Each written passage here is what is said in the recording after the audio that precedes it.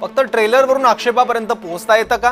कारण चित्रपट अजून आला नाहीये. कान्स फिल्म फेस्टिवलमध्ये तो बघता आला होता, पण किती जणांनी बघितला प्रश्नच आहे. ज्यांनी सिनेमा पूर्ण पाहिला त्या सेन्सॉर बोर्डाला आक्षेप का नव्हता? यात आक्षेपार्ह संवाद आहे, दृश्य आहे, तर त्यावर तेव्हाच का आक्षेपार्ह सेन्सॉर बोर्डाला काही वाटलं नाही? आणि संवाद आक्षेपार्ह होते तर सेन्सॉर बोर्डाने मान्यता कशी दिली?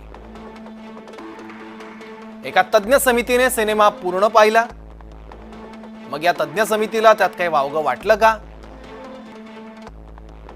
त्यानंतर या सिनेमाची कान्स फेस्टिवलसाठी समितीकडून निवड झाली आणि तिथे या चित्रपटाचं कौतुक सुद्धा झालं, गौरव झाला.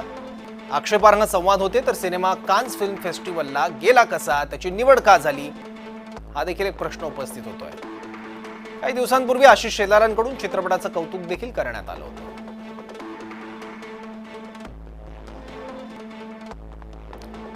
हिंदुत्ववादी संघटनांनी विरोध केल्यावर आता प्रदर्शन लांबणीवर पडलंय.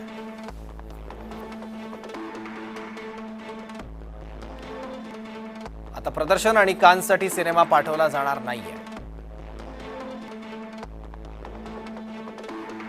विरोधामुळे कलाकृतीवर हा अन्याय नाही का, हा एक प्रश्न उपस्थित होतोय, जो आम्ही तुमच्या समोर मांडतोय.